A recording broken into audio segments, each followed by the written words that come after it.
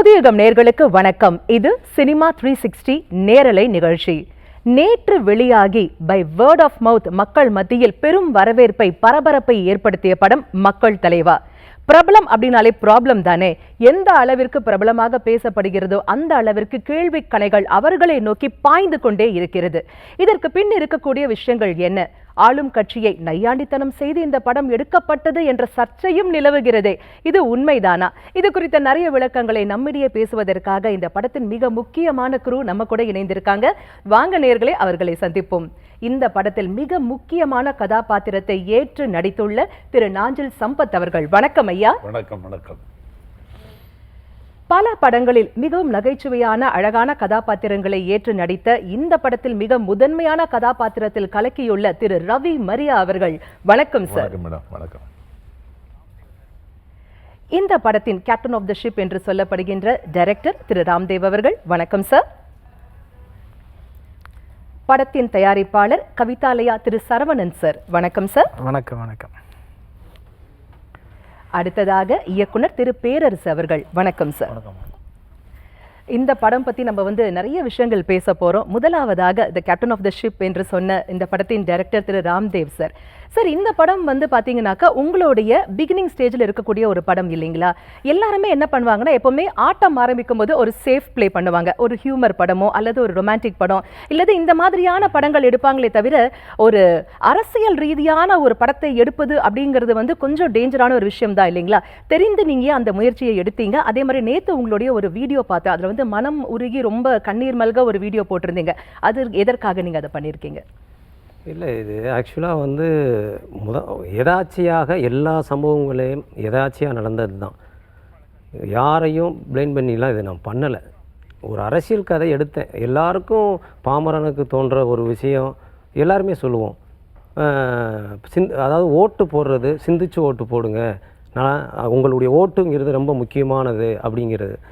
அதை நல்லபடியாக நீங்கள் ஓட்டை போடணும், நல்லபடியாக நீங்கள் ஓட்டு போட்டால் தான் நல்லவங்க ஆட்சிக்கு வருவாங்கங்கிற ஒரு மைய கருத்தை வச்சு இது 2 வருஷத்துக்கு முன்னாடியே நான் கதை எழுத ஆரம்பித்தது.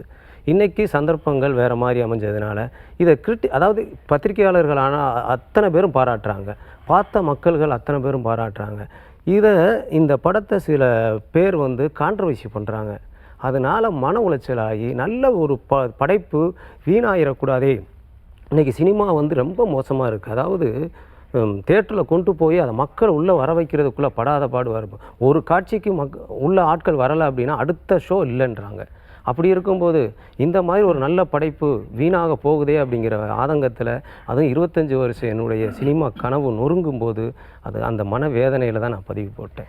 நிச்சயமா இதை பற்றி நம்ம இன்னும் நிறைய விளக்கங்கள் தெரிஞ்சுக்கணும். நேர்களே, நீங்களும் இந்த படம் குறித்த உங்கள் மனதில் இருக்கக்கூடிய கேள்விகளை கால் பண்ணி கேட்கலாம். நீங்கள் கால் பண்ண வேண்டிய எண்கள் உங்களுக்கு டிவி ஸ்கிரீனில் டிஸ்பிளே ஆயிட்டு இருக்கு.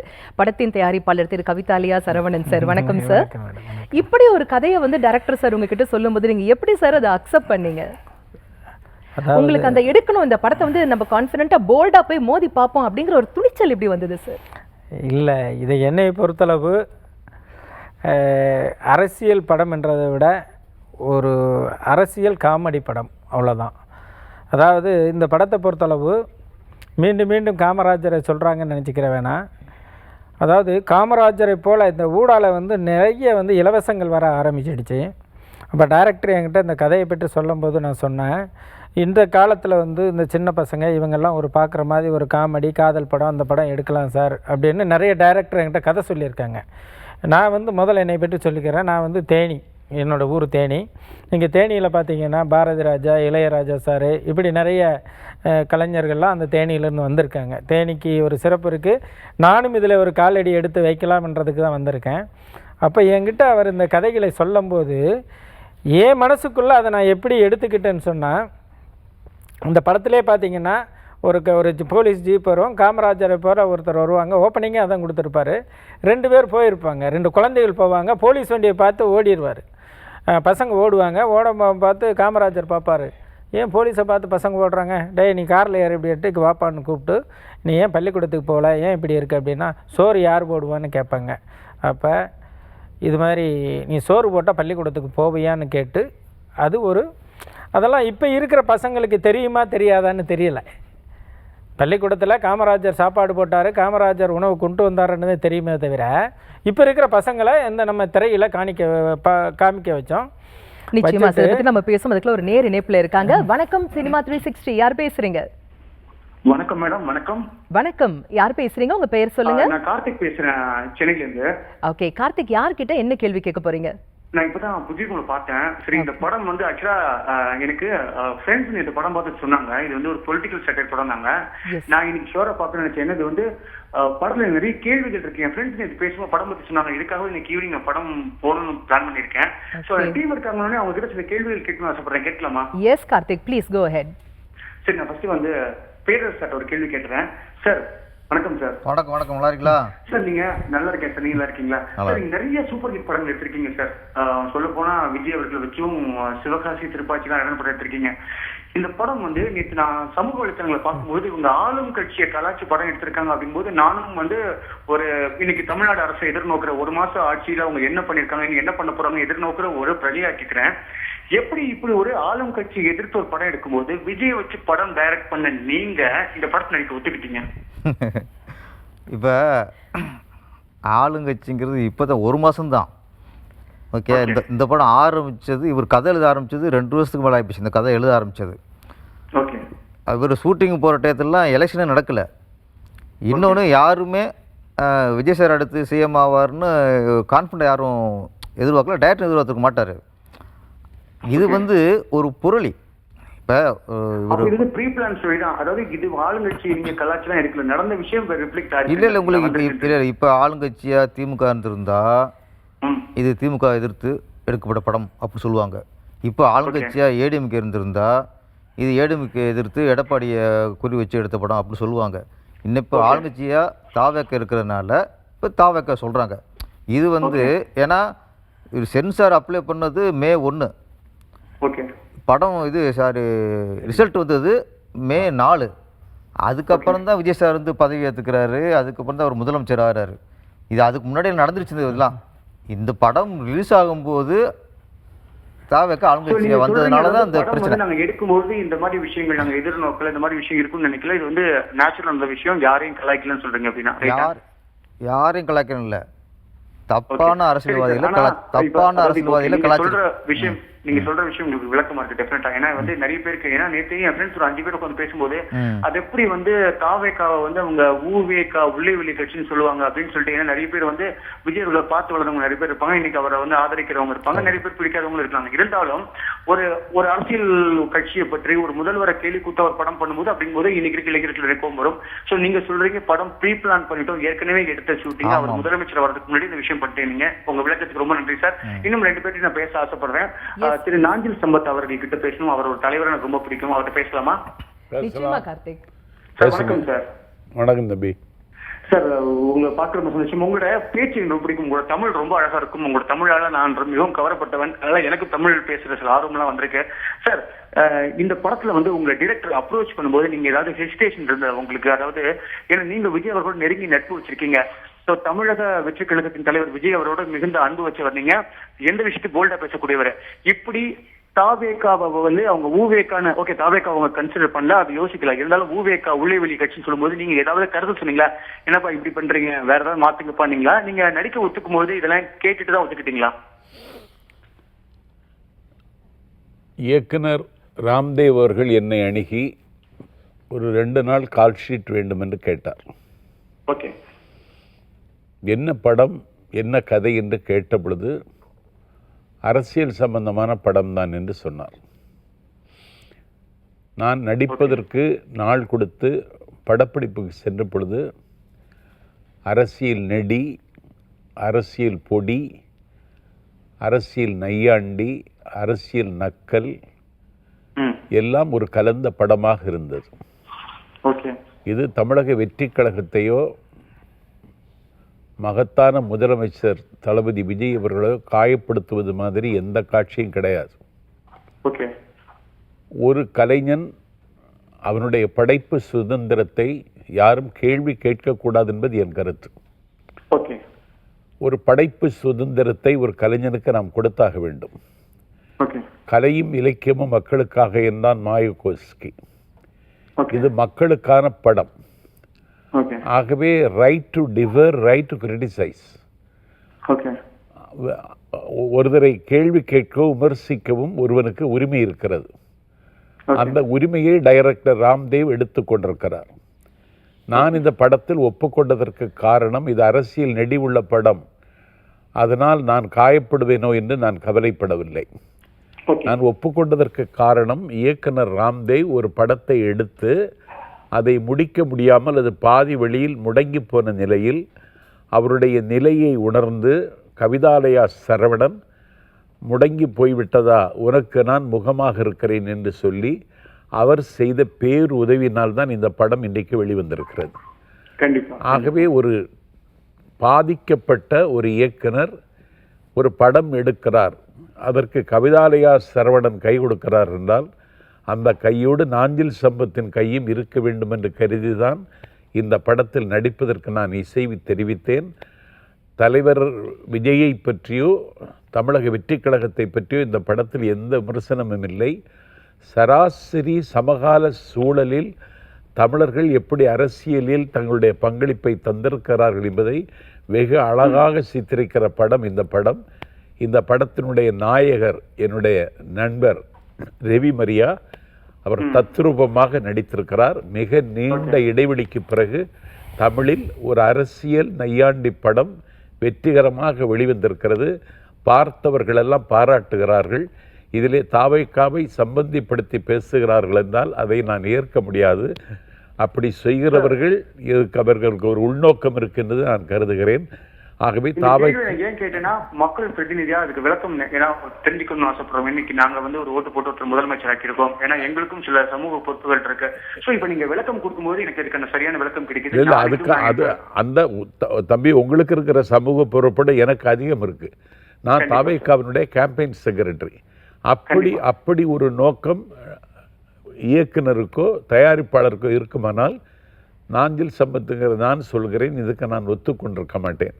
ஆகவே இதிலே தாவேக்காவை முன்னிறுத்துவது என்பது அட்லாண்டிக் பெரும்பிழை, இமாலய மடத்தனம், பசிபிக் பிசகு, அதை ஏற்க முடியாது. சார், நீங்க சொல்றது வந்து அரசியல் நெடியில் ஆரம்பிச்சு படம் அரசியல் வெடியா இருக்கு. இன்னைக்கு பலரும் பேசு பொருளா இருக்கு. கண்டிப்பா நீங்க கொடுத்த விளக்கம் டெஃபினட்டா எங்களுக்கு எல்லாம் ஈஸியா புரிஞ்சிருக்கும். அண்ட் ஃபைனலா ரவிமரி அவர்கிட்ட ஒரு கேள்வி கேட்கணும். அவர் பல படங்கள் நான் வந்து ஒரு காமெடி கதாபாத்திரம் பார்த்திருக்கேன், குணிச்சித்திர கதாபாத்திரம் பார்த்திருக்கேன்.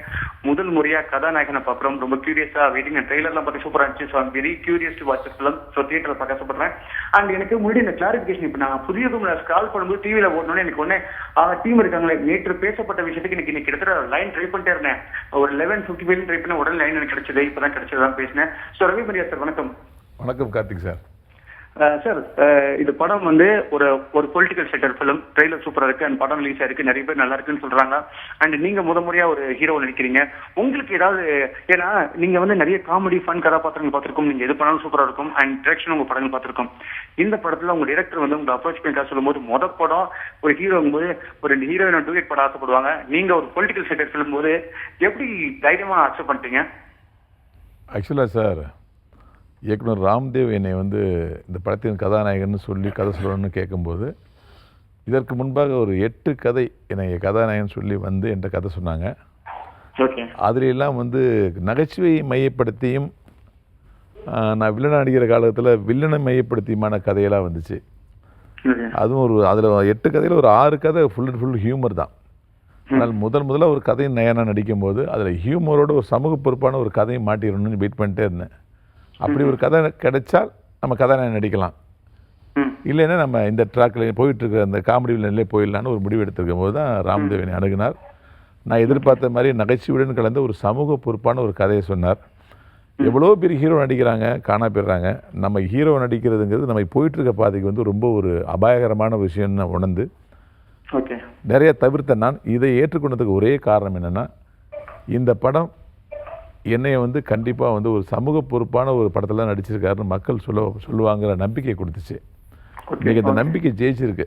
ஏன்னா வந்து படம் பார்த்தவங்க அத்தனை பேரும் ரவிமரியா காமெடி மட்டும் இந்த படத்தில் பண்ணலை, அவருக்குள்ளே வந்து இத்தனை திறமை இருக்குங்கிறத ராம்தேவ் வெளிக்கொண்டு இருக்காரு.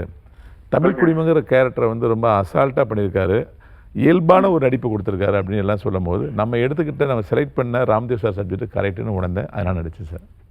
சூப்பர் சார், வாழ்த்துக்கள் உங்களுக்கு, அவங்க ப்ரொடியூசர் சரவணன் அவருக்கும், அதே மாதிரி உங்க டைரக்டர் ராம்தேவ் அண்ட் ஒட்டுமொத்த டீமுக்கு வாழ்த்துக்கள். ஸோ அதாவது இன்னைக்கு மக்கள்கிட்ட நிறைய கேள்விகள் இருக்கு, அதுக்கு நீங்க கண்டிப்பா விளக்கம் கொடுத்தே வேணும் அண்ட் சரியான டைம்ல உங்களுக்கு நிகழ்ச்சி நினைக்கிறேன்.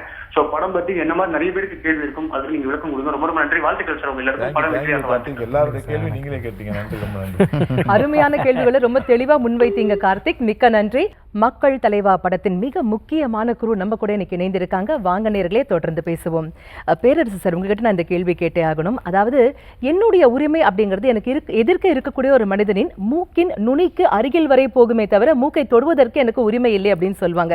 அதே மாதிரி தாவேகாவோட இந்த மக்கள் தலைவா படத்தை வந்து 6 வித்தியாசம் கண்டுபிடிங்க அப்படிங்கிற அளவுல வைத்து நையாண்டித்தனம் செய்யப்படுகிறது. இவ்வளவு ஒரு பொலிட்டிக்கல் அட்டையர் இருக்கக்கூடிய ஒரு படத்தை நீங்க ஏன் சார் அக்செப்ட் பண்ணீங்க? எப்படி அக்செப்ட் பண்ணீங்க? அதை கேட்கும்போது உங்களுக்கு எப்படி தோணுச்சு? ஆக்சுவலி அரசியல் படம். ஆனால் ஒரு முழு கதையை கேட்கும்போது இது அரசியல்வாதிகளை பற்றிய கதை இல்லை. ஓட்டு போகிற மக்கள் இருக்காங்களே அவங்கள பற்றிய கதை. இந்த கோணம் வித்தியாசம். இது வரைக்கும் அரசியல் படங்கிறதுலாம் அரசியல்வாதி தப்பு பண்ணுறான், அவன் ஊழல் பண்ணுறான், அவன் லஞ்சம் பண்ணுறான், இதுதான் வரும். இதில் அரசியல்வாதிகள் தப்பை விட மக்கள் எங்கே தப்பு பண்ணுறாங்க, ஓட்டு போகிற மக்கள் எப்படி சிந்திக்கணும், அவங்களுக்கு விழிப்புணர்வு கொடுக்குற கதை இது. ஆக்சுவலி இது அரசியல்வாதி கதை இல்லை, ஓட்டு போடுற மக்களின் கதை. ஓகே, அந்த கதையை நீங்க அதை பிரதிபலிக்கும் போது பாத்தீங்கன்னாக்கா அந்த அரசியல்வாதியின் முகம் பெரும் அளவுல அந்த இடத்துல காட்டப்படுகிறது இல்லைங்களா? அங்கதான் கேள்விக்குறி வருது. நீங்க இப்போ கார்த்திக் தம்பி சொன்ன மாதிரி பல படங்கள்ல விஜய் அவர்களோட இணைந்து நீங்க பணியாற்றிருக்கீங்க. உங்களுக்கு ரொம்ப நெருங்கிய ஒரு நண்பர் இல்லைங்களா? அவரோட இது கம்பேரிட்டிவ் ஸ்டடி வச்சு பார்க்கப்படுகின்ற படம் அப்படின்னு நீங்க முன்னாடியே உங்களுக்கு தெரியாதா சார்? சார் சொன்ன மாதிரி தான் கதை ஃபுல்லாக கேட்கும்போது எங்கேயுமே எங்களுக்கு இது விஜய் சார் கட்சியோ விஜய் சாரோட முகமோ அவரை பற்றிய இதுவுமே வரல. எங்களுக்கு வேறு கட்சி தான். ஏன்னா இப்போ தான் 1 மாதம் தான் அது ஆட்சி இதில் எப்படி விமர்சனம் பண்ண முடியும்? ஆனால் கட்சி முன்பே தொடங்கப்பட்டது இல்லைங்களா? உங்களுக்கு விமர்சனம் பண்ணுறதுக்கு கட்சியோட செயல்பாடு முக்கியம். உங்களுக்கு அரசியல் அவங்க ஆளுங்கட்சியாக இருந்து அவங்க செயல்பாடுறது தான் ஊழல் பண்ணார், லஞ்சம் பண்ணார், பாட்டுக்கு 10 ரூபா வாங்கினாங்க, மணல் கொள்ளை அடித்தாங்க, இதெல்லாம் எப்படின்னா செயல்பாடுறத விமர்சனம் முடியும். இன்னும் உங்கள் செயல்பட ஆரம்பிக்கல. ஒரு படம் ரிலீஸ் ஆகும்போது இப்போ தானே விதை வச்சு தண்ணி ஊற்றிருக்கு, மேலே துளி வந்திருக்கு. இப்போ என்ன பண்ணுறீங்கன்னா காய் சரியில்லை, பூ சரியில்லை, பழம் சரியில்லை, இன்னும் செடி வளரவே இல்லையே. அப்போ இது முட்டாள்தனமானது. நீங்கள் இந்த படத்தையும் தாவேகாவையும் இணைச்சி பேசுறது எப்படி பேச முடியும்? அந்த முதல் எழுத்தை தவிர வேக்கான இரண்டும் ஒன்றாக வரும்பொழுது அந்த ஒரு பேச்சே வருது இல்லைங்களா? சில நேரங்களில் ஏதாச்சும் அமைஞ்சிரும், அதுக்கு தான் ஒன்றும் பண்ண முடியாது. சில விஷயங்கள் அமையும் போது ஒன்றும் பண்ண முடியாது. நான் கதை கேட்கும்போது இது மக்களுக்கான கதை, அரசியல்வாதிக்கான கதை இல்லை. மக்கள் பார்க்கணும், ஓட்டு போகிற ஒவ்வொரு மக்களும் இந்த படத்தை பார்க்கணும், அவங்க சிந்திக்கணும். அந்த இயக்குனரோட அந்த பாயிண்ட் ஆஃப் வியூ தான் இது மற்ற அரசியல் படத்துக்கும் இந்த படத்துக்கும் வித்தியாசம். அதனால் நான் கதை கேட்கும்போது என்னோடய கேரக்டரை சொல்லும்போது ஒரு துளி கூட தாவேக்காலாம் கம்பேர் பண்ணவே முடியாது. ஆளுங்கட்சியை ஒரே காரணத்துக்காக தான் இன்றைக்கி இது பண்ணுறாங்க. அதுவும் சில விஷயங்கள் பண்ணலாம். ஏன்னா இது யாருன்னு சொன்னால், இப்போ இது படத்தை வச்சு விஜய் சாரை நம்ம இது தாக்கலாம், இதை கம்பேர் பண்ணி அவங்களுடைய ஆட்சியை இது பண்ணலான்ட்டு. ஆட்சி எங்கே ஆரம்பிச்சிருக்கு? 50 வருஷம் ஆண்டாங்களே, அதை கம்பேர் பண்ணோம். நான் மெயினாக இது ஏன் கேட்டேனாக்கா, இப்போ திருப்பாச்சி, சிவகாசி மாபெரும் பிளாக் பஸ்டர் மூவிஸ் கொடுத்துருக்கீங்க இல்லைங்களா? அவருடைய கட்சி சாயலாக அந்த பெயர் வரும்போது உங்களுக்கு அந்த இடத்துல ஒரு ஸ்பார்க் தோணலையா சார்? சுத்தமாக தோணலை. ஆச்சரியம் இவங்க இந்த விமர்சனம் வரும்போது தான், ஏன்டா இவங்க வேறு பண்ணுறவங்களை பார்க்குறாங்களே, இவங்களுடைய கோணம் வேறு மாதிரி இருக்கே அப்படின்னு ஒன்றே தான் மேடம். ஆளுங்கட்சியாக ஒன்று தான் இதை இணைச்சி பார்க்க முடியாது. தவிர இதுவே தாவேக்கா வரலன்னு வச்சுங்களேன், ஒரு பைய ஒப்பிட மாட்டான். இப்போ யார் சிஎம்மாக இருக்காங்களோ, இப்போ ஸ்டாலின் இருந்தால் ஸ்டாலின் சொல்லுவான், உதயநிதி ஸ்டாலின் இருந்தால் உதயநிதி ஸ்டாலின் சொல்லுவான். இது ஒரு சந்தர்ப்பமும் சூழ்நிலையிலும் தான் இது ஒப்பிட வச்சுருக்கு. இது காமெடியாக நான் கொடுக்கணுங்கிறதுக்காக தான் உள்ளே வெளியே அப்படிங்கிறது ஒரு காமெடி. அதுக்கு நான் தான் உள்ளே வெளியே கட்சி அப்படின்னா அந்த காமெடிக்காக தான் நான் அந்த கட்சியை கிரியேட் பண்ணனே ஒழிய இது இப்படி ஆகும் அப்படிங்கிறது எனக்கு தெரியவே தெரியாது. அதை உள்ளே வெளியே கட்சி தான் எடுத்தேனே ஒழிய அது உல்டா பண்ணால் ஊவேக்கா ஆகும் அப்படிங்கிறது எனக்கு எனக்கு எப்படி இயக்குனரோட யதார்த்தமா எல்லாமே நடந்திருக்கு. இயக்குனரோட எனக்கு நான் இதை செய்ய உள்ளே வெளியேன்னு கட்சிக்கு பெயர் வைக்கிற பொழுது அந்த இது ஒரு நகைச்சுவை படம் என்கிற துணி வெளியில வந்துச்சு. இது ஒரு காமெடி படம், ஆமாம் ஆமாம், இது ஒரு அரசியல் படம் என்கிறது உள்ளே வெளியே அப்படின்னு. தமிழக வெற்றி கழகத்தை எந்த புள்ளியில இதோட சம்பந்தப்படுத்துறாங்கன்னு எனக்கு புரியல. இப்போ இப்போ கதாநாயகன் ஒரு கட்சிக்கு தலைவராக இருக்கிறார், முதலமைச்சராக அவர் போட்டியிடுகிறார், பிரச்சாரத்துக்கு போகிற வழியில விபத்தில் சிக்குகிறார், ஆபத்தான கட்டத்தில் மருத்துவமனையில் அனுமதிக்கப்படுகிறார். அடுத்து கட்சி என்ன நடவடிக்கை எடுக்கும் என்று வருகிற பொழுது அந்த அந்த அடுத்து யார் வந்து உள்ளே வெளியே கட்சியை தாண்டி இந்த நாட்டினுடைய குடிமகன் ஒருவன் எவனாக இருந்தால் அவன் முதலமைச்சராவதற்கான வாய்ப்பு இருக்கிறது என்று சொல்லுகிற கருத்து இந்த படத்தில் வருது. இதை சொன்னாங்களா? ஒரு தாய் வந்து அவ கதறி அழுகிறாள், என்னுடைய மகள், என்னுடைய பேத்தி, என்னுடைய தங்கை எல்லாரும் துன்பப்பட்டு துடிக்கிறோம் என்று சொல்லி அவள் தன்னுடைய சோகத்தை பதிவு செய்கிறாள். அதை இதில் சொன்னாங்களா? அதை தாண்டி ஒரு தங்கைக்கு அவளுடைய குடும்பத்தில் ஏற்பட்டிருக்கிற ஒரு உயிரிழப்பிற்கு தலைவர் அவர்கள், கதாநாயகன் அவர்கள் 20 லட்சம் ரூபாய் கொண்டு கொடுக்கிறாள். அந்த 20 லட்சம் ரூபாயை அவள் நிராகரிக்கிறாள். 20 லட்சம் ரூபாய் நீ தந்தால், நான் அதை வாங்கினால் என்னுடைய கணவன் திரும்பி வருவாரா அப்படின்னு கேட்குறாங்க. இதெல்லாம் தான் இந்த படத்தினுடைய மைய பொருள், சப்ஜெக்ட் மேட்டர். இதை பற்றி யாருமே ஒன்று சொல்லாம அதிகாரத்தில் இருக்கிற ஒரு கட்சிக்கு அந்த கட்சியை காயப்படுத்துகிறார்களா இல்லை என்றால் படத்தை காயப்படுத்துகிறது புரியல. அதான் சொல்றேன், ஒரு படைப்பு சுதந்திரத்தை கேள்வி கேட்பதற்கும் ஒரு எல்லை உண்டு. ஆகவே இது ஒரு படைப்பு சுதந்திரம். எனக்கு தெரிஞ்சு மிக மிக மிக நீண்ட இடைவெளிக்கு பிறகு தமிழில் ஒரு அரசியல் நெடி நக்கல் கலந்த ஒரு படம் இப்போது வந்திருக்கிறது. அதற்கு பெயர்தான் மக்கள் தலைவா. தலைவன் என்று படம் எம்ஜிஆர் நடித்தார், தலைவா என்று தலைவர் விஜய் படம் நடித்தார். இது மக்கள் தலைவா என்று ஒரு படம் வந்திருக்கிறது என்றால் அவர்கள் பெற்ற செல்வாக்கை இந்த படமும் பெற வேண்டும் என்கிற தாகமும் தவிப்பும் தான் எங்களுக்கு இருக்கிறதே தவிர வேற ஒன்றும் இல்லை. இதுல இப்போ இந்த ஒரு மாதம் வந்து தமிழக முதலமைச்சர் திரு விஜய் அவர்களின் வந்து அரசியல் ஆரம்பிச்சிருக்கு இல்லைங்களா? கட்சி சாராத ஒரு தேர்ட் பர்சனா இருந்த ஒரு சாமானிய மக்களாக இருந்து நீங்க அதை எப்படி பாக்குறீங்க, எப்படி இருக்கு அப்படின்னு சொல்வீங்க ஐயா? இல்லை, நான் தான் சொன்னேன், எனக்கு ஒரு எல்லை கோடு இருக்கு. நான் ஒரு அரசியல் பொழிவாளனாக இருந்தாலும் ஒரு இலக்கிய நிகழ்ச்சிக்கு போனால் இவர் அரசியல்வாதி என்று காட்டிக்கொள்கிற தொனியில் நான் ஒரு செய்தி கூட சொல்ல மாட்டேன். அது மாதிரி தான் இந்த படத்தில் தாவேக்கா என்கிற அதிகாரத்தில் இருக்கிற கட்சியை காயப்படுத்துவது மாதிரி எந்த காட்சியும் கிடையாது. இதை ஜனரஞ்சகமாக தர வேண்டும் என்கிற நோக்கம் மட்டும்தான் இயக்குனருக்கு இருந்தது, தயாரிப்பாளருக்கு இருந்தது. அந்த நோக்கத்திற்கு பழுதில்லாமல் படம் இன்றைக்கு வந்திருக்கிறது. கதையை நான் முத சொன்னதே விஜய் சாருடைய தந்தையார்கிட்ட தான். இதை பற்றி தான் அடுத்த கேள்வி கேட்க வந்தேன் நான். அந்த எக்ஸ்பீரியன்ஸ் எப்படி இருந்தது, அவருடைய ரியாக்ஷன் எப்படி இருந்தது?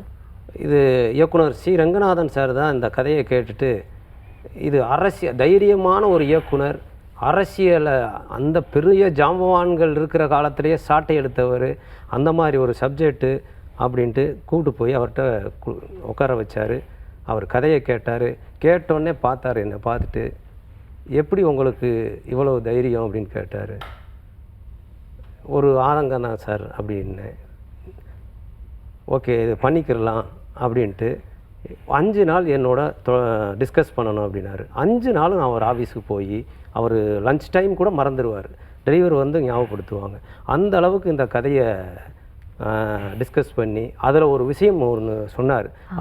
அதுவும் ஏதாச்சும் நடந்திருக்கு. ஹீரோவை கட்சி ஆரம்பித்து ஹீரோ வர்றாரு. அந்த ஹீரோவை எதுக்கிறதுக்கு 2 பெரிய அதாவது இரு துருவமாக இருக்கிற 2 பெரிய கட்சியை கூட்டணி வச்சு அந்த ஹீரோவை எதுக்குறாங்க அப்படின்னு வைப்போம் அப்படின்னா, சார் இது என்ன சார் லாஜிக்கே இல்லாமல் எதிரெதிரி கட்சிக்கு இது எப்படி சார் லாஜிக் ஆகும் அப்படின்னு சொன்னேன். முதல்ல இது எப்படி சார் யதார்த்தம் அப்படின்னு சொல்ல முடியும்? அங்கே அடுத்த கேள்வி வருதே சார். அது நடந்துச்சு. இப்போ சில விஷயங்கள் கூட அந்த மாதிரி ஒரு தகவல் வந்துச்சு, செய்தி வந்துச்சு, சரிங்களா? ஏன்னா சினிமாவில் நாங்கள் யோசிக்கிறதுக்கு முன்னாடியே நாங்கள் யோசிக்கிறது என்னவோ அதுவும் செய்தியாக வருதில்ல. அதனால் இது வந்து அவரே வந்து நடிக்க வேண்டிய ஒரு சூழல், சில சந்தர்ப்பங்கள் இங்கே வந்து நம்ம சொல்ல முடியாது, அதனால் மாற்றப்பட்டுருச்சு. அதனால் அவரே ஒத்துக்கிட்டு நடிக்கலாம்னு இருந்த ஒரு கதையை வந்து எப்படி இவங்க குறை சொல்கிறாங்கன்னு எனக்கு தெரியலை. ரெண்டாவது மேடம், இந்த கதையை பொறுத்தளவு நான் ப்ரொடியூசரு, நான் பணம் போட்டிருக்கேன். நான் இதில் தைரியமாக ஏன் போட்டேன்னா எனக்கு சமூக சிந்தனை நிறைய இருக்குது. இதில் வந்து நான் முக்கியமாக சொல்கிறது வந்து விமர்சனம் செய்தார்கள் இல்லையா, இவங்க வந்து ஒரு சிலர் தான். இப்போ 160 பேர் 170 பேர் இதில் கலந்துக்கிட்டாங்க அந்த ப்ரெஸ் மீட்டில். அதில் கேள்வி கேட்கப்பட்டவர்கள் ஒரு 5-6 நபர்கள் மட்டும்தான். அவர்கள் கேள்வி கேட்கணும்னு கேட்டாங்களா இல்லை புரியாமல் கேட்டாங்களான்றது எனக்கு தெரியலை. பட் இந்த கதையோட இதை பார்க்கும்போது, உள்ளிறங்கி பார்க்கும்போது கதை சொன்ன விதமும் நான் எடுத்துக்கிட்ட விதமும் நான் பகிர்ந்துக்கிறேன்னு ஆசைப்பட்றேன். இதில் ஒரு தொழிலதிபர் வந்து ராதா ரவி அவர்கள் கதாபாத்திரத்தில் ஒரு தொழிலதிபராக வர்றாரு. அவர் என்ன பண்ணுறாருன்னா, காமராஜரை மீது ஒரு மிகப்பெரிய பற்று வச்சுருக்காரு. ஒரு நல்ல மனிதன் தோற்று போனான். இந்த நாடு இப்படி இலவசங்கள் என்று சொன்னாலே, ஒரு இலவசம் இவன் 1000 கொடுத்தானா, இவன் 5000 கொடுத்தானா, இவன் 10,000 கொடுத்தான், வாட் எவர் இட் இஸ், யார் கொடுக்குறாங்களோ அவங்க ஜெயிச்சிடலாம் அப்படின்றத மக்கள் மனதில் ஊட்டிட்டாங்க. ஆனால் இன்றைக்கி இருக்கிற அரசியல் வேறு. இதை இவங்க திங்க் பண்ணணும். இன்றைக்கி எப்படி விஜய் தளபதி ஜெயிச்சு வந்தார் அப்படின்றத மக்கள் யோசித்தாங்கன்னா, இந்த படத்தையும் தலைவர் முதலமைச்சர் விஜய் அவர்கள் படத்தையும் யாரும் ஒப்பிட்டு பேச மாட்டார்கள். இது உலகத்திலே நடக்காத ஒரு அரசியல், உலகத்திலே நடக்காத ஒரு வித்தியாசமான. இவரோட படம் எடுக்கன்னா 10,000 கேமரா வேணும். அவருக்கு வர்ற கூட்டமும் அவர் கூட்ட மக்கள் தொகையும் இதெல்லாம் பார்த்தா 10,000 கேமரா வேணும். இந்த சின்ன படத்தில் இவரோட கதையை நம்ம கொண்டு வர முடியாது. அது ஒன்று. இரண்டாவது என்னன்னு கேட்டிங்கன்னா, இதில் வந்து ஒரு தொழிலதிபர், அவர்கிட்ட பணம் வசதி பலம் எல்லாம் இருக்குது. கதாநாயகனாக நடித்த ரவிமரியா அவர்களை வச்சு அவரோட ஒரு கூட்டணி போட்டு அவரை முதலமைச்சராக்கணும்னு கொண்டு வர்றாரு இந்த படத்தில். அப்போ தான் ரீசார்ஜ் பண்ணுறாங்க. இந்த எண்களை அனுப்பினால் அதில் ரீசார்ஜ் ஆகிடுதுன்னு வருது. அரிசியை தொட்டால் அரிசி கிடைக்குது, இந்த மாதிரி 5000 கிடைக்குது, இந்த மாதிரி எல்லாம் காட்சிகள் வருது. இந்த படத்தோட முக்கியம்னு சொன்னால், இவர் வந்து ராதா ரவி சார்கள் வந்து ஒரு தொழிலதிபர், ஒரு அரசியல்வாதியை உருவாக்குறார், கூட்டணி போடுகிறார். கடைசியில் அவர் முதலமைச்சராக வரும்போது அவங்க என்ன சொல்கிறாங்க, யார் வேண்டுமானாலும் இந்த 5.5 கோடி மக்களோ 5 கோடி 35 பேரோ ஓட்டு போடுறவங்க யார் வேணுமானாலும் முதலமைச்சர் ஆகலாம் அப்படின்ற ஒரு கான்செப்டை இதில் கொண்டு வர்றாங்க. ஒரு ஆசையை புகுத்துறாங்க. இதிலே 2 விதமான வித்தியாசமானது ஒன்று இருக்குது. அப்போ ஓட்டு போடப்போவே மக்கள் பேசிக்கிடுவாங்க, என்னப்பா நீ வந்திருக்க, படித்து வேலை வெட்டி தான் கிடைக்கல, அட்லீஸ்ட் இந்த யோகத்துக்கு முதலமைச்சர் ஆகிட்டா நானும் முதல்வர் ஆகலாம் அப்படின்னு போகலாம் அப்படின்னு சொல்லி மக்கள் ஒரு விருப்பத்தோடு போகிற மாதிரி இது ஒரு காட்சி. அப்போது இந்த இடத்துல வந்து ஒரு வித்தியாசமான ஒரு கேரக்டரை வந்து அந்த கிளைமேக்ஸில் டைரக்டர் கொண்டு வந்திருப்பார். அது என்னன்னா, நிச்சயமா சார், அந்த வித்தியாசமான அந்த கேரக்டர் யாரு, அது எந்த இடத்துல டைரக்டோரியல் டச் அவர் என்ன வச்சிருக்காரு அப்படிங்கறத பத்தி நம்ம பேசுவோம் சார். நிச்சயமா as a producer ரொம்ப தெளிவா ரொம்ப அழகான விளக்கங்கள் கொடுக்குறீங்க சார். தொடர்ந்து நம்ம பேசுவோம். ரவிமரியா சார், நீங்க சொல்லுங்க. நீங்க வந்து நிறைய படங்கள்ல வந்து நிறைய முக்கியமான கதாபாத்திரங்கள் நடிச்சிருக்கீங்க, வில்லனா நடிச்சிருக்கீங்க, காமெடியில கலக்கிருக்கீங்க இல்லைங்களா, குணச்சித்திர கதாபாத்திரங்கள்ல ரொம்பவே அழகா நடிச்சிருக்கீங்க. அப்படி இருக்கும்போது இப்ப நீங்க பேசும்போது சொன்னீங்க, நிறைய ஒரு 6-7 படங்கள் 8 படங்கள் வரைக்கும் வந்து ஹீரோவா உங்களை அப்ரோச் பண்ணிருக்காங்க, நீங்க அதை ரிஜெக்ட் பண்ணேன்னு சொன்னீங்க இல்லைங்களா. ஆனா இப்ப சார் உங்ககிட்ட இந்த படத்திற்காக பொலிட்டிக்கல் இன்ஃப்ளூயன்ஸ் இருக்கக்கூடிய, அதை மையமாக வைத்து எடுக்கப்பட்ட இந்த படம் பத்தி இந்த கதை சொல்லும் போது இந்த கதையை அக்செப்ட் பண்ணலாம் அப்படிங்கிற ஒரு ஸ்பார்க் எப்படி வந்தது? ஆக்சுவலாக பேசிக்கலாக நான் ஒரு பார்ட்டியில் வந்து கொள்கை பரப்பு துணைச்சியாளர். என்னுடைய வீடியோலாம் அவர் டைரக்டர் ராம்தேவ் சார் வந்து இயக்குனர் சி ரங்கநாதன் சொல்லி பார்த்துருக்காரு. எனக்கு தெரியாது, எனக்கு முன்னாடி பெரிய என்னை பற்றி ஒரு ஆய்வெல்லாம் பண்ணியிருக்காரு, எனக்கு தெரியாது. அதெல்லாம் முடிச்சு தான் வந்திருக்காரு.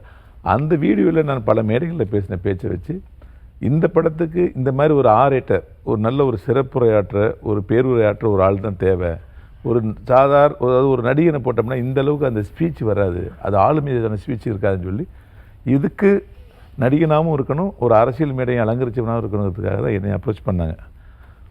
நான் ஏற்கனவே சொன்னேன்ல, அதில் ஒரு சமூக பொறுப்பு இருந்துச்சு. இந்த 2 விஷயமும் சேர்ந்து தான் இந்த படத்தில் எனக்கு ஹீரோ நடிக்க வச்சு. இந்த படம் பார்த்த எல்லாருமே அன்புடன் நாஞ்சில் சம்பத் சார் நடிச்சிருக்காங்க, அரசியல் விமர்சகர் திரு பல கருப்பையான நடிச்சிருக்காங்க, திராவிட சிந்தனை உள்ள அன்பு நடிகைகள் எம்.ஆர். ராதாரவி அவர்கள் நடிச்சிருக்காங்க, நம்ம கஞ்சா கற்பனை நடிச்சிருக்காங்க, என்னுடைய அன்பு சகோதரர் பேரரசு சார் ஒரு கட்சியில் இருக்கார், அவங்களுக்கு தெரியும், அவர் நடிச்சிருக்காரு. படம் பார்த்தவங்க யாருமே இதில் யாருமே நடித்த மாதிரி இல்லை, அப்படியே ஒரு அரசியல்வாதியை பிரதிபலித்த மாதிரியே இருக்குதுன்னு சொன்னது காரணம் என்ன, டைரக்டருடைய காஸ்டிங் சாய்ஸ். அவர் அரசியல்வாதிகளே அப்படியே அரசியல்வாதி ஆக்குனது தான் இந்த படத்தோட ஹைலைட்டு. அதில் என்ன ஆக்குனது நல்ல ஹைலைட் ஆகிடுச்சு. நீங்கள் கேட்குறதுக்கு கேள்விக்கு நான் பதில் சொல்லிட்டேன். அதுக்கு மேலே இன்னொன்று இணைப்பை ஒன்று வச்சுங்க. இவங்க எல்லாமே சொன்னாங்க இது வந்து விஜய் சாருடைய தற்போதைய ஆட்சியை பற்றியும் இந்த படமும் ஒன்றா இருக்குது அப்படின்னாங்க. அது இல்லைன்னு எல்லோரும் மறுத்துக்கிட்டு இருக்கோம். ஆனால் இருக்குன்னு சொல்கிறதுக்கு காரணம் என்னென்னு நான் ஒரு 2 நாளாக திங்க் பண்ணிட்டு இருக்கும்போது எனக்கு கிடைச்ச ஒரு சிற்றறிவு கிடைச்ச பதில் என்னென்னா, விஜய் சார் முதல் கட்சி ஆரம்பிக்கும் போது ஆன்லைனில் தான் ஆரம்பித்தார். ஆன்லைனில் ஆரம்பித்து நீங்கள் ஒரு மிஸ்டு கால் கொடுத்தாவே அதில் சேர்ந்துக்கலாம், லிங்க்கில் சேர்ந்துக்கலான்னு ஒரு அறிவிப்பிச்சார். இந்த படத்தில் அது இருக்குது, ரைட்டா? அதேமாரி எல்லாமே வந்து செல்வழியான தொடர்பு பண்ணிகிட்டு இருந்தாங்க. அது இந்த படத்துலையும் இருக்கும். அது சொன்னாங்கல்ல, அரிசியில் எடுக்கணும் 5000 ரூபாய், உங்களுக்கு ரீசார்ஜ் ஃப்ரீ, எல்லாமே அவங்க வந்து என்ன பண்ணாங்கன்னா எல்லாமே ஆன்லைன் மெத்தடில் ஒரு அரசியலை வந்து அப்ரோச் பண்ணலான்னு ஒரு ரைட்டர், ஒரு படைப்பாளன் நாளை உலகம் எப்படி இருக்குன்னு திங்க் பண்ண விஷயத்த அந்த கட்சியும் திங்க் பண்ணியிருக்கு. புரியுதா? ஸோ ஒரு கடையினுடைய படைப்பு ஒரு தீர்க்க தரிசனமாக பல இடங்களும் நடந்திருக்கு. ஒரு படைப்பாளர் நினைக்கிற விஷயம் ஒரு 10 வருஷத்துக்கு நடந்திருக்கு. பறவையை கண்டால் விமானம் படைத்தான், ரைட்டா? அப்படின்னு கண்ணதாசன் எழுதுன மாதிரி ஏன் இப்படி இருக்கக்கூடாது அப்படின்னு நினச்ச விஷயமெல்லாம் அப்படியே நடந்திருக்கு. அதுதான் வந்து படைப்பாளனுக்குள்ளேயே ஒரு மிகப்பெரிய தீர்க்க தரிசனம். அப்படி ராம்தேவ்ங்கிற ஒரு படைப்பாளன் இப்படிலாம் ஒரு அரசியல் மாறும்னு அவராக ஒரு சுய சிந்தனையில் எழுதின விஷயம் அப்படியே நடந்துருச்சு. விஞ்ஞானபூர்வ அரசியல் மாறிடுச்சு. ஒரு பணம் கொடுக்காத அரசியல், ஒரு சாதி மதத்துக்கு அப்பாற்பட்ட அரசியல், புரியுதா? எந்த எளியவனும் இந்த எலெக்ஷனில் நிற்கலாங்கிற அரசியல் வந்து விஜய் சார் கொண்டு வந்துட்டார். இது நடக்கணும்னு அவர் நினச்சி 2 வருஷம் எடுத்த ஸ்கிரிப்ட் அவர் கொண்டு வந்ததும் இவர் நினச்சதும் பேரலாக மீட் பண்ணுறதுனால தான் இந்த படம் வந்து விஜய் சாருடைய கவர்மெண்ட்டை வந்து சொல்கிற படமாக இருக்குது, அவர் கட்சியை சொல்கிற படமாக இருக்குன்னு சொல்கிறாங்கிறது தான் என்னுடைய முடிவாக இருக்குது. நிச்சயமா உங்க இயக்குனர் வந்து மிகப்பெரிய ஒரு தீர்க்கதரிசி அப்படின்னே சொல்லணும். குறிப்பாக ஐயா நீங்க சொன்னீங்க மிக முக்கியமான ஒரு கதாபாத்திரம், கிளைமேக்ஸ் வந்து ட்விஸ்ட் இருக்கு அப்படின்னு சொன்னீங்க. அது என்ன கதாபாத்திரம் குறித்தும் நம்ம வந்து அதுக்கு என்ன சொல்றேன்னு நான் சொல்றேன். இல்ல நிச்சயமா பேசணும் சார். அதுக்கு முன்னாடி நிறைய பேர் நம்ம கூட பேச காத்துட்டு இருக்காங்க. ஒரு குட்டி பிரேக் போயிட்டு வந்துடலாம். இந்த படம், அதாவது மக்கள் தலைவா படம் வந்து நிறைய சர்ச்சைகளுக்கு உள்ளாகி பெருமளவுல பேசப்பட்டு இருக்கு. இது எல்லாத்துக்கும் முற்றுப்புள்ளி வைக்கக்கூடிய அழகான விளக்கங்கள் நம்ம கூட பகிர்ந்துட்டு இருக்காங்க. இன்னும் நிறைய விளக்கங்கள் நம்ம தெரிஞ்சுக்க போறோம். உங்களுடைய சந்தேகங்களை நீங்களும் எங்களுக்கு கால் பண்ணி எங்க கூட பேசலாம். மக்கள் தலைவா படத்தின் மிக முக்கியமான க்ரூ நம்ம கூட இணைந்திருக்காங்க. நிறைய விஷயங்கள் நம்ம பேசிட்டு இருக்கோம். அவங்க கூட பேசுறதுக்கு முன்னாடி நேர்களாகிய நீங்களும் எங்க கூட பேசணும்னு ரொம்ப ஆவலா வெயிட் பண்ணிட்டு இருக்கீங்க. வணக்கம், யார் பேசுறீங்க? வணக்கம், இணைப்புல இருக்கீங்க, பெயர் சொல்லுங்க. சினிமா 360. வணக்கம், இணைப்புல இருக்கீங்க, பெயர் சொல்லுங்க. வணக்கம். ஓகே, நம்ம தொடர்ந்து பேசும். கால் நம்ம இடையில எடுத்துக்கலாம். நாஞ்சில் சம்பத் சார், நீங்க சொல்லுங்க, விஜய் அவர்களை வந்து நீங்க எப்படி சந்திச்சீங்க? உங்களுடைய அந்த அழகான அந்த கெமிஸ்ட்ரி அப்படிங்கிறது எப்போ, அந்த பயணம் அப்படிங்கிறது எப்பொழுது துவங்கியது? இல்லை, தலைவர் விஜய் கட்சி தொடங்கிய அன்று நான் அது வரைக்கும் எந்த அரசியல் கட்சியிலும் கிடையாது. நான் ஒரு பெரியாரை அண்ணாவை பேசி வளர்ந்தவன் என்ற நிலையில் ஒரு மிலேச்சத்தனமான பாசிசத்தை எதிர்த்து விமர்சனம் செய்வதற்குரிய மேடை திமுக மேடை என்று எண்ணி திராவிட இயக்க சொற்பொழிவாளர் என்று நான் இயங்கி வந்தேன். விஜய் கட்சி தொடங்குகிற அன்றைக்கு எனக்கு ஒரு வலைத்தளம் சார்பில் என்னை செவி கண்டார்கள். இந்த கட்சி பற்றி என்ன நினைக்கிறீங்கன்னு கேட்டாங்க. நான் சொன்னேன், இந்த கட்சியில் வாகை பூக்களை கொடியில் வைத்திருக்கிறார்கள். சங்ககால மன்னர்கள் போருக்கு போகிற பொழுது வாகை பூக்களை சூடிக்கொண்டு போவார்கள். அது மாதிரி இந்த கட்சியில் சேர நாட்டு அடையாளமாக இருக்கிற போர் யானையை வச்சுருக்காங்க. அப்பொழுது இந்த கட்சி அரசியல் கட்சி என்கிற எல்லையை தாண்டி ஒரு பண்பாட்டு புரட்சிக்கு கால்கோள் விழா நடத்த விரும்புகிறது என்னால் யூகிக்க முடிகிறதுன்னு புகழ்ந்து சொன்னேன். அது போக தமிழக வெற்றி கழகம் என்கிற பெயரில் வெற்றிக்கு பிறகு இக்கு வரணும், அந்த அறிவிக்கும் பொழுது அந்த இக்கு இல்லை. நான் சொன்னேன், ஐகாரத்திற்கு பிறகு வல்லினம் மிகுந்து வருமானால் ஒற்றெழுத்து கட்டாயம் போட வேண்டும் என்று தமிழில் இருக்கிற விதி. ஏன் இவங்க இக்கை விட்டார்கள்னு எனக்கு தெரியலைன்னு சொன்னேன். அன்னைக்கு சாயங்காலம் இக்கு போட்டுட்டாங்க. அதற்கு பிறகு தொடர்ந்து நான் வலைத்தளங்களில் விமர்சிக்கிற பொழுது விஜயினுடைய நல்லெண்ணங்களையும் அவருடைய எடுப்புகளையும் எல்லாம் ஆதரித்து நான் பேசினேன். நான் திமுகவின் ஆதரவாளன் என்று கருதப்பட்ட நிலையில் இப்படி பேசுகிறத அறிவாலயத்தில் இருக்கிறவர்கள் ஏற்றுக்கொள்ளவில்லை.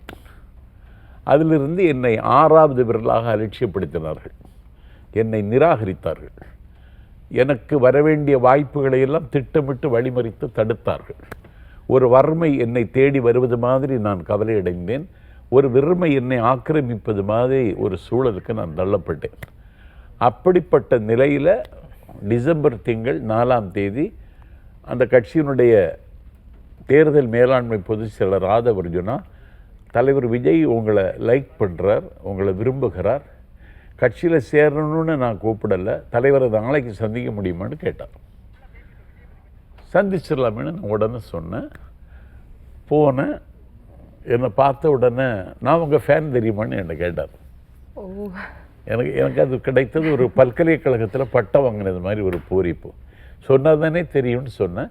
அப்புறம் 40 நிமிடம் உட்கார்ந்து என்னுடைய அரசியல், சினிமா, மேடை வாழ்வு பற்றியெல்லாம் அவர்கிட்ட பேசிகிட்டு இருந்தேன். பேசிகிட்டு இருந்ததுக்கு பிறகு நான் ட்ராவல் பண்ண போகிறேன், என் கூட பயணிப்பதற்கு உங்களுக்கு ஏதாவது நெருடல் இருக்கான்னு கேட்டார். நான் சொன்னேன், நான் கட்சி தாண்டி பொதுவெளியில் இயங்குகிறவன். நான் இப்போ அமெரிக்காவுக்கு 2-3 நாள் போகிறேன். ஆகஸ்ட்டில் ஆஸ்திரேலியா போகிறேன். செப்டம்பரில் மலேசியா போகிறேன். கோவில் விழாக்களில் பேசுவேன், மீலாது விழாக்களில் பேசுவேன், ரோட்டரி, லயன்ஸ், ஜேசிஸ் இந்த மாதிரி கிளப்பில் பேசுவேன். குறிப்பாக கல்லூரி மாணவர்களுக்கு மத்தியில் அவங்கள மோட்டிவேட் பண்ண பேசுவேன். இது என்னுடைய வாழ்க்கை முறை. இதுக்கு உங்களுக்கு இதில் ஏதாவது நெருடல் இருக்கான்னு எனக்கு தெரியலைன்னாரு. ஒன்றும் இல்லை, நீங்கள் ஃப்ரீயாக இயங்குங்க அப்படின்னு சொன்னார். அதெல்லாம் உறுப்பினர்கிட்டே தந்தார், வாங்கிட்டு வந்தேன். இதுதான். அதாவது சொன்னார் சார், என்னை 6வது விரலாக நினைத்தார்கள் அறிவாலயத்தில் அப்படின்னாரு. உங்களுக்கு தெரியும் 6வது விரல் அதிர்ஷ்டமான விரல் திரும்ப, அந்த அதிர்ஷ்ட விரல் தாவேக்காக ஒட்டிக்கிச்சு. உங்கள் மீது அவ்வளவு அளவு கடந்த ஒரு பக்தியும் ஒரு நட்பும் உங்க இருவருக்கும் உள்ள இருக்கு இல்லைங்களா? திரு விஜய் அவர்களுக்கு இருக்கு இல்லைங்களா சார்? எனக்கு இதுல சேரும்பொழுது இன்னொரு தயக்கம் என்னன்னா, நிச்சயமா சார், அந்த தயக்கம் என்ன அப்படிங்கறத பத்தி ஒரு நேர்கிட்ட பேசிட்டு நம்ம தொடர்ந்து பேசுவோம் சார். வணக்கம், சினிமா 360 யார் பேசுறீங்க? வணக்கம். வணக்கம், யார் பேசுறீங்க? வணக்கங்க, நான் தினேஷ் பேசுறேன். தினேஷ், எங்க இருந்து கால் பண்றீங்க? நான் சென்னையில இருந்து பேசுறேங்க. ஓகே, யார்கிட்ட என்ன கேள்வி கேட்க போறீங்க? அண்ட் அதற்கு முன்னாடி மக்கள் தலைவா படம் பாத்துட்டீங்களா? ஆமா, படம் பார்த்துட்டேன். எப்படி இருந்தது? ரொம்ப சிறப்பா இருந்தது. இயக்குனருக்கு வாழ்த்துக்கள், படத்தில் நடிச்ச ரவிமரியா சாருக்கு வாழ்த்துக்கள், ராதாரவி சார் வாழ்த்துக்கள், நாஞ்சில் சாருக்கு வாழ்த்துக்கள். ஸோ எல்லாருக்குமே ரொம்ப வாழ்த்துக்கள். ரொம்ப ரசிச்சு பார்த்தேன். ஆக்சுவலா நல்ல படம். ஆக்சுவலா ஏன் இவ்வளவு தூரம் தேட்டர் கிடைக்காம இது எவ்வளவு பிரச்சனைகள் இதுவாகுதுன்னு எனக்கு தெரியல. இது ஒரு படம்னா ஒரு படைப்பாளனுக்கு ஒரு சுதந்திரம் வேணும். அது கரெக்டா அவங்க பண்றாங்க. இது முன்னெடுத்துட்டு போகும்போது இது தேவையில்லாம சம்பந்தப்படுத்துறாங்களோ அப்படின்னு எனக்கு கூட தோணுச்சு. இந்த நிகழ்ச்சி நான் பார்த்துட்டு இருக்கேன். பார்க்கும்போது அவங்க சொல்ற விளக்கங்கள்லாம் உண்மையிலேயே ரொம்ப கரெக்டா இருக்கு.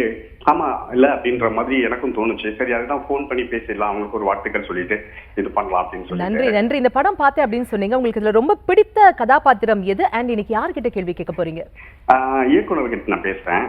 ஓகே, பிடித்த கதாபாத்திரம் கேட்டேனே. ராதாரவி சாரோட கதாபாத்திரம் ரவிமரியா கிட்டத்தட்ட எல்லா கதாபாத்திரமும் நல்லா இருக்கு. பட் எனக்கு குறிப்பா ராதாரவி சாரோட உள்ளுக்குள்ள இருக்க அந்த இயக்கங்கள் ரொம்ப இதுவா இருந்தது, போர்ட்ரேட் பண்ற மாதிரி இருந்துச்சு. அவர் ஒரு பிளே பண்ணுவார், அண்டர் பிளே. ஸ்பாயில் பண்ண விரும்பல, படம் பார்க்காதவங்க பார்க்கட்டும் அப்படின்ற மாதிரி அந்த சஸ்பென்ஸ் அப்படியே மெயின்டைன் பண்ணி உங்களுடைய கேள்வி கேட்டுருங்க இப்போ. எஸ், நிச்சயமா நிச்சயமா. சார், எந்த ஆதங்கம் உங்களுக்கு உள்ள உறுதிட்டே இருக்கு சார் இந்த படம் எடுக்கணும்னு தோணுறதுக்கு முக்கிய காரணம் என்னன்னு தெரிஞ்சுக்கலாமா? அதாவது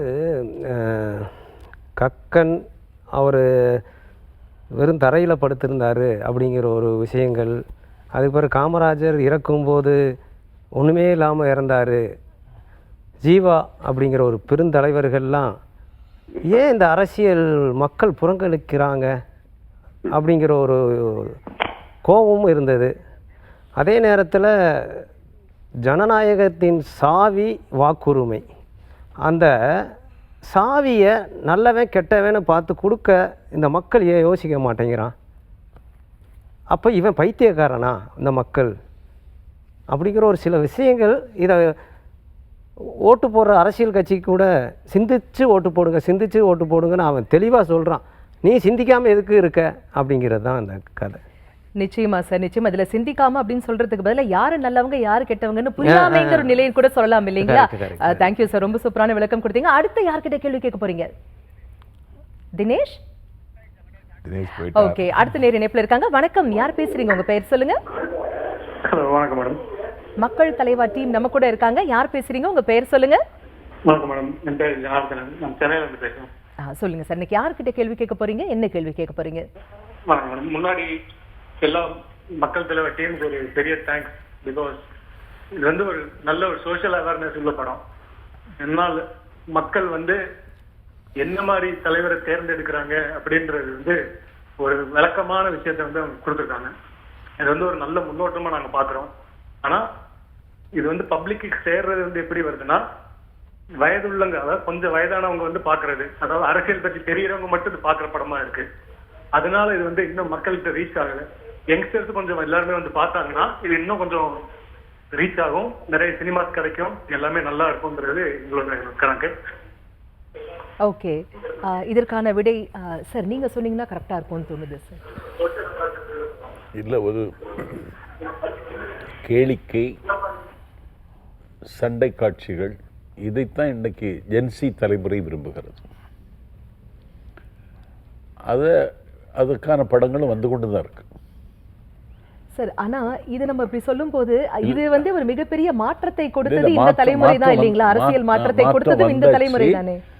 தொலைக்காட்சியில சீரியல் பார்த்துட்டு இருந்தவங்க இன்னைக்கு செய்திகள் பார்க்க ஆரம்பிச்சிட்டாங்க, ஜென்சி தலைமுறை. எனக்கு மிகுந்த நம்பிக்கை இருக்குது. நான் கட்சியில் சேரும் பொழுது நான் கொஞ்சம் ஒரு அலங்காரமான ஒரு இலக்கிய நடையில் பேசுகிறவன். இதை ஜென்சி தலைமுறைக்கு கொண்டு போக முடியுமா, அவங்க இதை என்ன ஏற்றுக்கிடுவாங்களான்னு எனக்கு ஒரு கவலை இருந்துச்சு. சார், நம்ம தலைவர் விஜய் அவர்கள் வந்து வந்ததுக்கு அப்புறமா சின்ன பசங்க கூட சட்டசபையில் என்ன நடக்குதுங்கிறத ஆர்வமா பார்க்குறாங்க சார். அதனால தலைவருக்கு தொடர்ந்து ஜனநாயக நொடிய வரல, கரூர் துயரம், இப்படி நிறைய அவருக்கு வழக்குகள், வாய்ப்பூட்டு சட்டங்கள் எல்லாம் அவருக்கு வந்தது. நேரில் தலைவரை சும்மா விஜயை குடைகிறாங்க. இந்த குடைச்சலுக்கெல்லாம் அவர் பயப்பட மாட்டார். மலையை குடைந்தால் மணிகள் கிடைக்கும், மண்ணை குடைந்தால் வைரம் கிடைக்கும், விண்ணை குடைந்தால் நிலவு கிடைக்கும், எண்ணெய் குடைந்தால் பேச்சு கிடைக்கும், தலைவர் விஜயை குடைந்தால் வெற்றி கிடைக்கும்னு ஒரு கூட்டத்தில் பேசணும். அது என்ன செய்துட்டாங்க, இந்த ஃபோனில் அதை பதிவு பண்ணி இன்னைக்கு அதை ரிங் டோனாக வச்சுருக்காங்க. அதனால இப்போ ஒரு வாசகர் கேள்வி கேட்ட மாதிரி இந்த படத்தை ஒரு இளைய தலைமுறைக்கு அவரே அறிமுகம் செய்யலாம். ஒரு சோஷியல் மீடியாவில் இதை டைரக்டரும் தயாரிப்பாளர் இதை பதிவு பண்ணி இதை புரிந்து கொள்ளணும். அடுத்த தலைமுறைக்கான படம் என்பதை புரிய வைப்பதற்கு ஏதாவது ஒரு வகையில் இந்த படக்குழுவினர் முயற்சி எடுத்தால் படம் ஒரு 50 நாள் ஓடுகிற படமாக வரும். அதில் எனக்கு அசைக்க முடியாத நம்பிக்கை. தினேஷ் கேட்டுதா? தினேஷ் கேட்டுதுங்களா உங்களுக்கு? நீங்கள் தான் இந்த படம் நல்ல படம்னா எங்கள் ஜென்ரேஷன் போய் சொல்லணுன்றார் அண்ணன். ஓகே, வேற ஏதாவது கேள்வி இருக்கா உங்களுக்கு? கண்டிப்பா மேடம். இது வந்து டைரக்டர் அண்ட் ப்ரொடியூசருக்காக क्वेश्चन மேடம். ப்ளீஸ் கேளுங்க. இதே மாதிரி ஒரு சோஷியல் ஃபிலிம்ஸ், அதாவது ஒரு பொலிட்டிக்கல் இதோட ஒரு ஃபிலிம்ஸ் வந்தா இன்னும் பப்ளிக் அவேர் ஆவாங்க. அது மட்டும் இல்லாம இன்னும் கொஞ்சம் கட்சிகள் வந்து என்ன மாதிரி நன்மைகள் பண்ணாங்க அப்படின்ற மாதிரி படங்கள் எடுத்தா இன்னும் நல்லா இருக்கும்ன்றது. அதனால அதுக்கு ஏதாவது வாய்ப்புகள் இருக்கா? அதாவது பார்ட் 2 வருமா அப்படின்னு கேட்குறாரு. இல்லை, என்னை பொறுத்தளவு என்னன்னு சொன்னீங்கன்னா, இந்த படம் வந்து கண்டிப்பாக பார்க்க வேண்டியவங்க வந்து இன்றைய கட்சியில் இன்றைக்கி தலைவர் விஜயோட தாவேக்கா இருக்காங்களா, அவங்க தான் உள்ளே போய் பார்க்கணும். எனக்கு ரொம்ப ரொம்ப ஆசை. ஏன்னா 4 பேர் தப்பாக சொல்லி விமர்சனம் பண்ண, இப்போ மிஸ்டர் தினேஷ் அவங்க பேசின மாதிரி ஒரு அரசியல் கண்ணோட்டம் ஒரு நல்லா கொடுத்துருக்கேன். என்ன எங்களோட கண்ணோட்டத்தை பற்றி நாங்கள் எப்படி சொல்கிறோன்னா, ஒரு பணக்காரன் கையில், பணம் கொடுக்குறவங்க கையில் இந்த கட்சி போயிட்டோன்னா அறிமுகமே இல்லாத யார் வேணாலும் மக்கள் வந்து தலைவனாகலாம்ன்றதான் இதோட கான்செப்டை கொண்டு வந்தோம். பட் நீங்கள் தலைவன் யார் என்று தெரிந்து கொள்ளாமல் ஒரு மிகப்பெரிய ஒரு விஐபி கிட்ட இந்த கட்சியோ யாருக்கிட்டாச்சும் போயிடுச்சுன்னா உனக்கு எப்படிப்பட்ட தலைவன் கிடைப்பாங்க அப்படின்ற இதோட கான்செப்ட். நீ ஆகச்சிறந்த ஒரு தலைவனை நீ தேர்ந்தெடுத்து நீ போனால் நல்ல தலைவனை கொண்டு வரலாம் அப்படின்றதான் இதோட கிளைமேக்ஸில் நாங்கள் கொடுத்துருக்கோம். இந்த கிளைமேக்ஸை பொறுத்தளவு கண்டிப்பாக டோட்டல் வித்தியாசமான படம். இந்த படத்துக்கும் இன்றைய தமிழக முதல்வர் வெற்றிக்கும் கொஞ்சம் கூட இதில் சம்பந்தமே இருக்காது. உங்களுக்கு அதுக்கும் இதுக்கும் நம்ம நினச்சி கூட பார்க்க முடியாத ஒரு படம். மற்றவர்கள் கூட கேட்கலாம், எங்கள் கான்செப்ட் இப்படி இருக்காங்க அப்படி இருக்கு அப்படின்னு கூட கொஞ்சம் மற்ற கட்சிகள் கூட கேட்கக்கூடிய அவங்கள நினச்சி நாங்கள் எடுக்கலை. பட் ஒரு வாய்ப்பு இருக்குது. தமிழக முதல்வர் அவர்கள் படம் கண்டிப்பாக எடுக்க வேண்டும் என்ற எனக்கு அந்த ஒரு வாய்ப்பு நான் தேனி மண்ணு நிறைய பேரை கொடுத்துருக்கு. அதை கண்டிப்பாக எடுக்க வேண்டிய ஒரு சூழ்நிலை வரும். அன்னைக்கு இந்தியாவிலே எடுத்த படத்தில் சிறந்த படமாக இந்த கவிதாலய சரவணன் தந்திருப்பேன் என்றதை உங்களுக்கு தெரியப்படுத்துகிறேன். நிச்சயமா சார், தெளிவான விளக்கங்கள் கொடுத்துட்டு இருக்கீங்க. மக்கள் மனதில் இருக்கக்கூடிய ஐயங்களை களையக்கூடிய நிறைய விளக்கங்கள் கொடுத்துட்டு இருக்கீங்க சார். ஒரு குட்டி பிரேக் போயிட்டு வந்து நம்ம இன்னும் நிறைய சுவாரஸ்யமான விஷயங்கள் பேசலாம். உங்களுடைய டிவி ஸ்கிரீன்ல ஃபிளாஷ் ஆகிற நம்பருக்கு கால் பண்ணி உங்க மனதில் இருக்கக்கூடிய கேள்விகளையும் நீங்க எங்க கூட கேட்கலாம். மக்கள் தலைவா படத்தின் மிக முக்கியமான குழுவினர் நம்ம கூட இணைந்து இருக்காங்க. நேர்களாக நீங்களும் ரெடியா இருக்கீங்க. வணக்கம். முதல் யார் பேசுறீங்க? வணக்கம், பேர் சொல்லுங்க. யார் பேசுறீங்க? வணக்கம், இணைப்பில் இருக்கீங்க, பேர் சொல்லுங்க. சினிமா 360. ஓகே, நேயர்கள் தொடர்ந்து நம்ம கூட பேசுவோம் சார். ஆனால் அதுக்கு முன்னாடி உங்ககிட்ட ஒரு கேள்வி கேட்டுடுறேன். நீங்கள் வந்து விஜய் அவர்களை சந்தித்த பொழுது அவர் ஏதாவது இதை பற்றி ஏதாவது உங்ககிட்ட கேட்டாரா? சமீபத்தில் நீங்கள் சந்திச்சிங்க இல்லைங்களா அவரை? ஸோ அந்த ஒரு எக்ஸ்பீரியன்ஸ் எப்படி இருந்தது? முதலமைச்சர் ஆன பிறகு நீங்கள் அவரை சந்திச்சிருக்கீங்க. இதுக்கு முன்னாடி வந்து அவருடைய படத்தின் ஒரு இயக்குனராக வந்து நீங்கள் அவரை சந்திச்சிருக்கீங்க. அதற்கு பிறகு இப்போ அவரது தமிழக முதல்வராக அவர் பதவியேற்ற பிறகு நீங்கள் அவரை சந்தித்த பொழுது எப்படி இருந்தது? அந்த தருணம் எப்படி இருந்தது சார்? அந்த மேஜிக்கல் மூமெண்ட் பற்றி சொல்லுங்கள். கோட்டையில் எங்கள் சங்க சார்பாக அதே சீட்டில் கலைஞரை பார்த்துருக்கோம், அப்புறம் ஜெயலலிதா மேடத்தை பார்த்துருக்கோம், அப்புறம் ஸ்டாலின் அவர்களையும் பார்த்துருக்கோம். இப்போ நாங்கள் போகும்போது அந்த முதல்வர் இருக்கையில் எங்கள் விஜய்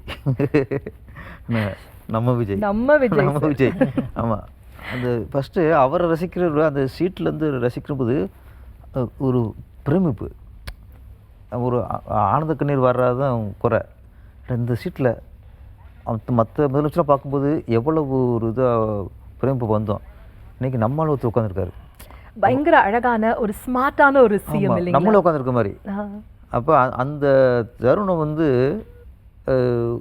வியக்கத்தக்க தருணம் அப்படிங்கிறத விட விரும்பத்தக்க ஒரு தருணம் அப்படின்னா. அப்போ நான் வந்து படம் பண்ணியிருக்கோம், நிறைய பழகிருக்கோம், பலதெல்லாம் நிறைய டிஸ்கஸ்லாம் பண்ணியிருக்கோம். அப்போது ஒரு நடிகர் விஜய் நம்ம அவரை வச்சு இயக்குனர் படம் பண்ண இயக்குனர், அவ்வளோதான். அப்போ நெருங்கும்போது ஒரு சின்ன ஒரு தயக்கம் வந்துச்சு. இப்போ முதலமைச்சர் அப்படி நம்ம கை கொடுப்பாரான்ட்டு நான் கைதை நீட்டினேன், கட்டி பிடிச்சிட்டார். கட்டி பிடிச்சினா அந்த கட்டி பிடிச்சதில் அந்த இருக்குல்ல, அப்போ நெருக்கம் தெரிஞ்சு அந்த ஆரா அப்படி ஃபீல் பண்ண அப்போ முடிஞ்சது. இவர் முதலமைச்சர் இருந்தாலும் நம்ம பாசமாக இருக்காருங்கிறத புரிஞ்சு. நீங்க சொல்லும்போதே நீங்க மீட் பண்ணது நாங்க மீட் பண்ண ஒரு ஃபீல் கொடுத்தது சார். நேர் இணைப்புல இருக்காங்க. வணக்கம், யார் பேசுறீங்க? பேர் சொல்லுங்க. வணக்கம் மேடம். வணக்கம் ஐயா, யார் பேசுறீங்க? செந்தில் பேசுறேங்க. செந்தில், எங்க இருந்து பேசுறீங்க? கோவையில இருந்து பேசுறேங்க. ஓகே, படம் பாத்துட்டீங்களா? படம் பார்த்துட்டு எப்படி இருக்கு? நல்லா அருமையா இருக்குங்க, அருமையா இருக்கு. ரொம்ப நாள் கழிச்சு ஒரு பொலிட்டிக்கல் இது வந்து பார்த்தது ரொம்ப சந்தோஷமா இருக்கு. சூப்பர். முதல்ல மக்கள் தலைவா படக்குழுவர் அனைவருக்கும் எங்களுடைய வாழ்த்துக்கள். ஓகே, யார்கிட்ட பேச போறீங்க செந்தில்? நாஜில் சம்பத் சார் பேசுங்க. சார் வணக்கம் சார். வணக்கம் தம்பி. சார் உங்களுடைய இது வந்து பொலிட்டிக்கலும் சரி, உங்களுடைய மற்ற எதுவும் பணிகள், நிறைய பணிகள் நீங்க செஞ்சுட்டு இருக்கீங்க, எல்லாத்துக்குமே வாழ்த்துக்கள் சார். இன்னும் நீங்க இந்த படத்தில் நடிக்கும் போது நிறைய பொலிட்டிக்கல் 2-3 படங்கள் நடிச்சு நான் பார்த்துருக்கிறேன். இனி அடுத்த கட்டமாகவும் எப்படி இருக்கு, இந்த படத்துக்கும் அடுத்தது எப்படி இருக்கும் சார் உங்களுடைய நகர்வு? அடுத்த படத்துலையும் இப்படி ஒரு வாய்ப்பு கிடைச்சா நான் இன்னும் சுடர் விடுவேன்னு நம்புகிறேன். வாய்ப்பு தருவாங்களான்னு தெரியாது. அதாங்க ஐயா, அதாவது நீங்க ரியலாவும் பொலிட்டிக்கல்ல இருந்திருக்கீங்க, படங்கள்லயும் பொலிட்டிக்கல் சார்ந்த நடிக்கிறீங்க. ஸோ உங்களுடைய இது எப்படி இருக்கும் சார், உங்களுடைய பார்வை ரெண்டுக்கும், இந்த படத்துக்கும் மற்ற இதுக்கும்? இல்லை, நான் அரசியல் பொழிவாளன் தான், இலக்கிய பொழிவாளன். நான் மதிமுகவில் பணியாற்றிய காலத்தில் அண்ணா நகரில் நான் ஒரு பட்டிமன்றத்தில் நடுவராக இருந்து ரொம்ப உரத்த குரல் எடுத்து பேசிகிட்டு இருந்தேன். அந்த மேடைக்கு எதிரில் ஒரு ஓரமாக ஒரு கார் வந்து நின்றுது. அதில் இருந்தது யாருன்னா இயக்குனர் பாலச்சந்தர். அவர் அடுத்த நாள் கலைப்புலி தானூட்ட போய், என்னப்பா பேச்சே என்ன நடிக்கிறான் பேச்சிலேயே, அவனுக்கு ஒரு வாய்ப்பு கொடுக்கணுன்னு பாலச்சந்தர் எனக்கு ஒரு வாய்ப்பு தர முன் வந்தார். நான் தான் வைகோ கொண்ட காதலால் பாலச்சந்தரை கைவிட்டுட்டேன். எவ்வளோ பெரிய மிஸ் பண்ணியிருக்கேன்னு இப்போ நான் ஃபீல் பண்ணுறேன். ஆனால் இன்னைக்கு நாஞ்சில் சம்பத் ஒரு சொற்பொழிவாளன் என்ற நிலையை தாண்டி நான் இப்பொழுது எங்கே போனாலும் நீங்கள் தானே எல்கேஜியில் நடித்த ஆள், நீங்கள் தானே நெஞ்சமுண்டு நேர்மை உண்டில் நடித்த ஆள், நீங்கள் தானே பிரபு சாலமன் இயக்கத்தில் செவ்வியில் நடித்தாருன்னு கேட்குறாங்க. இந்த கேள்வியை தொடர்ந்து இனி வருகிற நாட்களில் நீங்கள் தானே மக்கள் தலைவாரில் நடித்தாலுன்னு கேட்க போகிறாங்க, கேட்க ஆரம்பிச்சிட்டாங்க. இனி அடுத்த கட்டத்துக்கு நான் தாவுவதற்கான தருணத்துக்காக காத்திருக்கிறேன். அருமை சார், அருமை அருமை, மிக்க நன்றி தம்பி. சார், இந்த படம் பற்றி ஒரு வரியில நீங்க சொல்லணும் அப்படின்னாக்கா எல்லாருமே ஒவ்வொரு வரி செய்தியை சொல்லுங்க. இயக்குனர் நீங்க சொல்லுங்க. அதாவது நீங்கள் ஓட்டு போடும்போது சிந்திச்சு ஓட்டு போடுங்க, அதுதான் என்னுடைய. ஓகே, தயாரிப்பாளர். ஒரு இப்போ மக்கள் வந்து ரொம்ப சிறப்பான ஒரு ஜாதி மதம் எதையும் பார்க்காம ஒரு அரசியலை உருவாக்குங்க. இதிலிருந்தே தெரியுது தமிழகம் மிகப்பெரிய வெற்றி அடைஞ்சிருக்குன்றது தெரியுது. நாங்கள் படம் முன்னாடி எடுத்துட்டோம். இப்போ பார்த்தீங்கன்னா மிகப்பெரிய வெற்றி, தமிழகம் வந்து வேற லெவலில் போயிட்டுருக்குன்னு தான் சொல்லலாம். ஓகே, பேரரசு சார். ஓட்டு போடுறது நாட்டுக்காக போடணும், நம்ம சுயநலத்துக்காக போடக்கூடாது. நமக்கு 1000 ரூபா 2000 கொடுக்குறாங்க, இலவசம் கொடுக்குறாங்க, அதுக்காக ஓட்டு போடுறது. ஓட்டுங்கிறது மிகப்பெரிய ஆயுதம். தயவுசெய்து அது சுயநலத்துக்கு பயன்படுத்தாதீங்க. சார், நீங்கள் ஒரு கலைஞன் நினைத்தால் இலையுதிர் காலத்தின் ஆயுளை கூட அதிகரிக்க முடியும். அந்த கடமையை ராம்தேவ் செய்திருக்கிறார், பக்கபலமாக இருந்திருக்கிறார் தயாரிப்பாளர். இது போன்ற படங்களை மீண்டும் நாஞ்சில் சம்பத் என்கிற நான் அவர்களிடம் எதிர்பார்க்கிறேன். ரவிமரியா சார். இந்த படத்தின் மூலம் இலவசங்களை தவிர்ப்போம், ஒரு இனிய அரசை காப்போம் அப்படிங்கிற தாரக மந்திரத்தை ஒவ்வொரு வாக்காளனும் புரிஞ்சுக்கணும். இதைத்தான் இந்த படத்துடைய, அதாவது மக்கள் தலைவர் படத்துடைய கதை சொல்லுது. அப்படி தான் புரிஞ்சுக்கணும். இந்த படத்துக்கும் தாவேக அரசுக்கும் எந்த சம்பந்தம் இல்லை அப்படின்னு படத்தை பார்த்து புரிஞ்சுக்கணும். அருமை அருமை. அதாவது இந்த படம் வந்து இவங்க எல்லாம் சொன்ன மாதிரி ஏற்கனவே எழுதப்பட்ட உருவாக்கப்பட்ட ஒரு படம். இது யாரையும் மனதில் வைத்து அவர்களை நையாண்டி செய்வதற்காக உருவாக்கப்பட்டது புனையப்பட்டது அல்ல அப்படிங்கிறது இங்க ரொம்ப ஸ்ட்ராங்கா பதிவு பண்ணியிருக்காங்க. இந்த அழகான படத்தை நீங்க நிச்சயமா தியேட்டர்ல போய் பார்க்கணும். உங்க குடும்பத்தோடு சேர்ந்து போய் பாருங்க. மிகப்பெரிய அளவில் ஆதரவு கொடுங்க. அனைவருக்கும் நன்றி. தயாரிப்பாளர் அவர்களுக்கு நன்றி, இயக்குனர் அவர்களுக்கு நன்றி, பேரரசு சார் நன்றி, நாஞ்சில் சம்பத் சார் நன்றி, ரவிமரியா சார் மிக்க நன்றி. உங்களுடைய பொன்னான நேரத்தை ஒதுக்கி இந்த நிகழ்ச்சிக்காக வந்தமைக்கு மிக்க நன்றிகள். நிச்சயமா இந்த படத்திற்கு உங்களுடைய ஆதரவு கொடுங்க. மீண்டும் அடுத்த நிகழ்ச்சியில் இணைவோம். அதுவரை நன்றி, வணக்கம்.